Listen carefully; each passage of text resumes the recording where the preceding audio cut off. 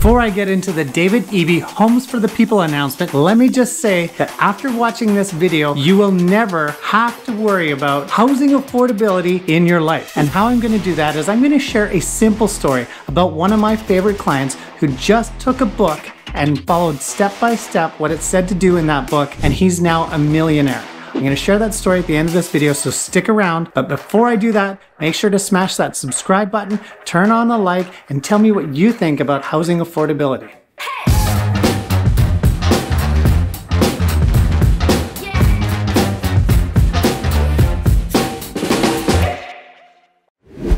So I watched the entire 1 hour and 20-minute announcement regarding the housing crisis and David Eby's extensive affordable housing plan.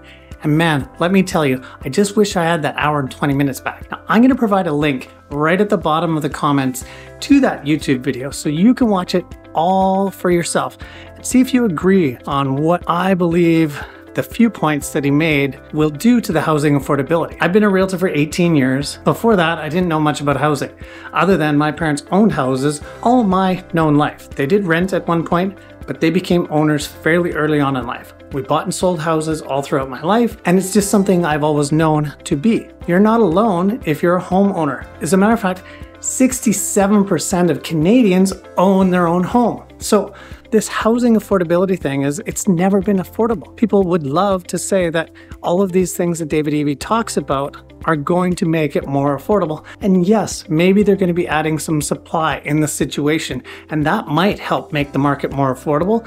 But I'm telling you right now, right behind me, there's affordable housing. Those houses or those townhouses, those are brand new townhouses that could have been bought when they were built for about $525,000. Now they're worth close to $800,000 now, but they weren't affordable at $525,000. They're not affordable at $800,000. They're not affordable at $400,000 because just like my vehicle that I own, I wish it was cheaper. I, of course, would like to buy two or maybe a variety of cars. However, it's not an entitlement that I own a car. It is something I have to work for and save for and budget for and make choices in order to allow me to have it. I'm heavily invested in real estate.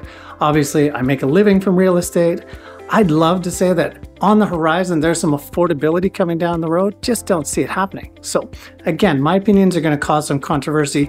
They're going to hurt some feelings and they're going to be on the nose. I'll tell you that much. So I'm a tech geek and I tried to use ChatGPT in order to summarize the hour and a half or hour and 20-minute long transcript of the YouTube video. And unfortunately, I keep getting an error. It says the transcript's way too long to summarize. So I had to summarize it the good old-fashioned way by writing it out and all that sort of stuff. So here it is. Legislation will be introduced in the fall to increase housing density in British Columbia. The new law will allow up to 4 units on traditional-sized single-family lots and even more densities that are well served by transit. The Homes for People Action Plan includes a $4 billion investment over 3 years with $12 billion over a decade of incentives to build, laws to curb speculation, and financial help for those renters and homeowners. Additional legislation will be introduced to allow secondary suites in every community across BC and forgive loan programs to homeowners who are willing to rent out their secondary suites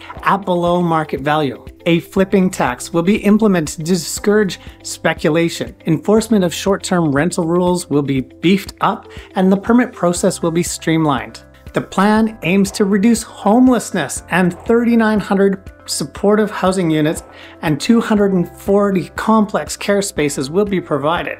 The province is providing $50 million to help local governments implement zoning changes for small-scale and multi-unit homes and secondary suites on top of the $1 billion in new infrastructure grants. The emphasis is on making it easier to have secondary suites and multiple units on a single-family lot to address the housing crisis in BC. The Homes for People Action Plan is a plan unveiled by Premier David Eby and Housing Minister Ravi Kahlon in British Columbia. Now, what I am really interested in is to see more details about how they're streamlining the process of rezoning and applications. I've currently been working on a development permit application for 2 years. 2 years I've had to hold this property. It does zero, it does nothing.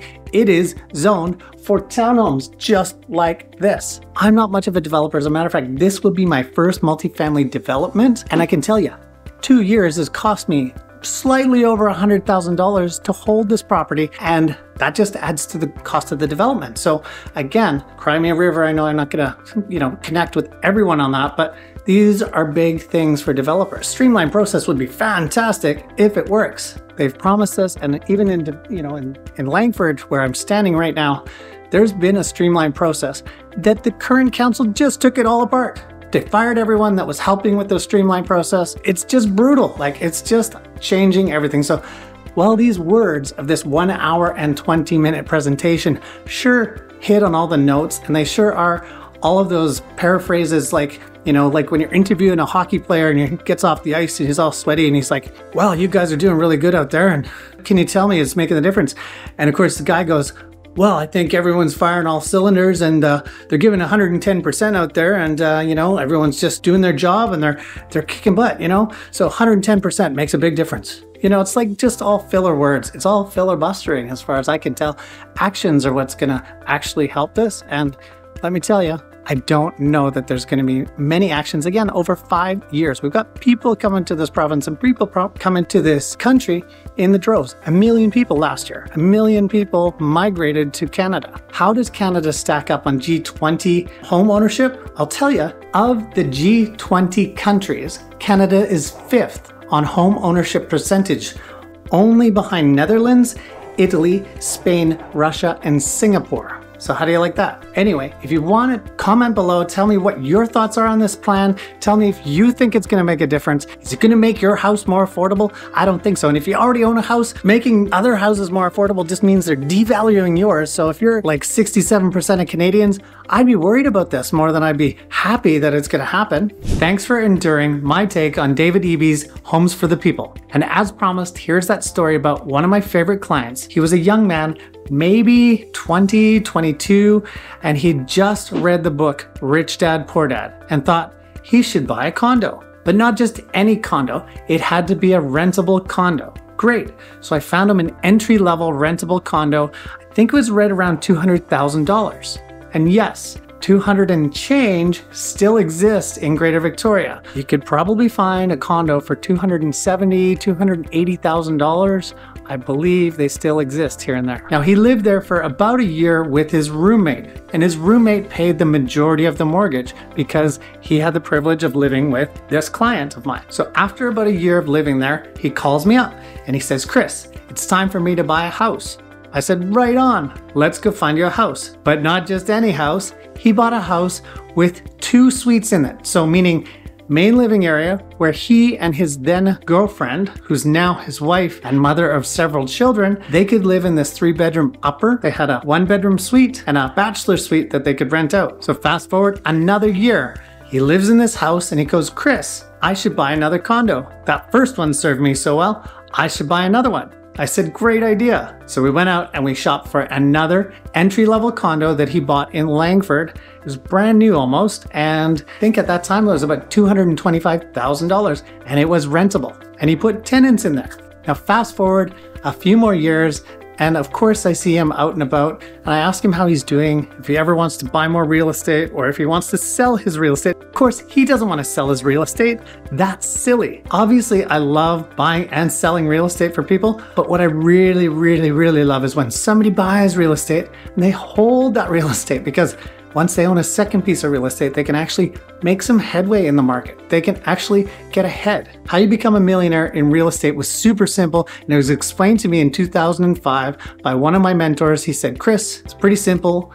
How you become a millionaire in real estate in Greater Victoria is own $1 million worth of real estate, get somebody else to pay for it, and wait 10 years. That's simple. Now, I'm telling you, I did that, and I can speed up the process for you. Down in the comments below, all my contact details are there, so hit me up.